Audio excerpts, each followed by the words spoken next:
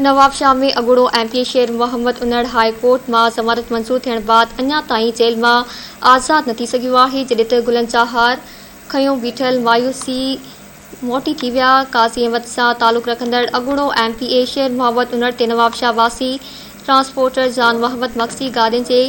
ॾेती लेती जे मामले तां मुबैना 16 करोड़ रुपयनि जे फ्रॉड जो केस दाख़िल करायो। नवाबशाह जे अदालत शेर मोहम्मद उनड़ खे 3 साल कैद ऐं दंड जी सज़ा ॿुधाई हुई। बाद में केस डिस्ट्रिक्ट जेल शहीद नज़ीराबाद में मुंतकिल कयो पियो हो, जंहिंजी संदसि ज़मानत हाई कोर्ट मां कराई वई। शेर मोहम्मद उनड़ जी ज़मानत मंजूर थियण जी ख़ुशीअ में संदसि बिरादरी जा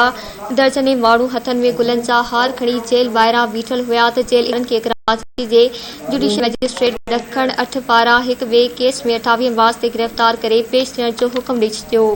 नवाबशाह जेल इख्तियारनि अहिड़ो अदालती हुकुम मिलण बाद अॻूणे एमपी शेर मोहम्मद उनड़ जी ज़मानत ते आज़ाद अधूरी रहिजी वई ऐं आजिया लाइ गुलनि जा हार खणी ईंदड़ माण्हुनि खे मायूस थी वापसि वञणो पियो। उन हवाले सां जांच करण ते मालूम थियो आहे त ज़िले शहीद नज़ीराबाद जे ॻोठ मिठो खान जमाली जे रवासी रज़ा जमाली अॻूणे एमपी शेर मोहम्मद उनड़ ख़िलाफ़ सकरन जे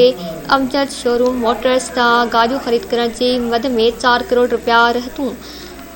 हुआ, जेकी न ॾियण सबबि रज़ा जमाली कराची जी अदालत में अहिड़ो केस दाख़िल करायो आहे।